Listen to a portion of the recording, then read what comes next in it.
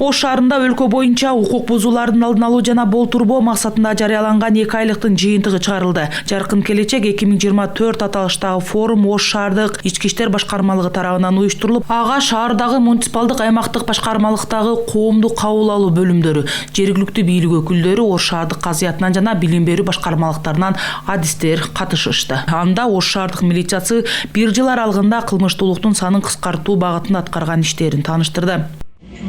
Башкармалыктын башкы имаратындагы капиталдык оңдоо иштери аяктап калды.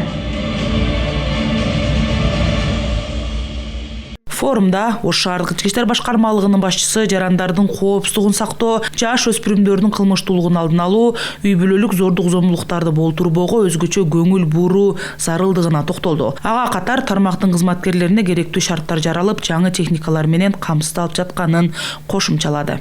Халкка жогорку даражадагы сервистик тейлөө көрсөтүү алкагында 95 дана планшет, 95 дана боди камера, коомдук жайларга орнотулган 320 видео байкоочу камералар, анын ичинен адамды жүзүнөн таануучу 14 видео байкоочу камералар алынып берилип, шаардык милиция кызматкерлеринин иштөө шарттарын жакшыртуу багытында административдик имараттардын кызматтык бөлмөлөрүн жана коомдук алдын алуу борборлорун оңдоп түзөө жана жабдуу багытында каражаттар бөлүнүп, ар тараптуу колдоолор көрсөтүлүүдө. Акыркы жылдарда кылмыштуулуктун жалпы көрсөткүчү кыскарган менен, бирок үй бүлөлүк зордук зомбулуктардын саны азайбай келген болчу. Аны жоюу максатында жыл башында атайын жыйын өтүп, резолюция кабыл алынган. Мунун жыйынтыгында милиция Ош шаарындагы аймактык муниципалдык башкармалыктардагы коомдук кабыл алуу борборлору менен тыгыз иш алып барган.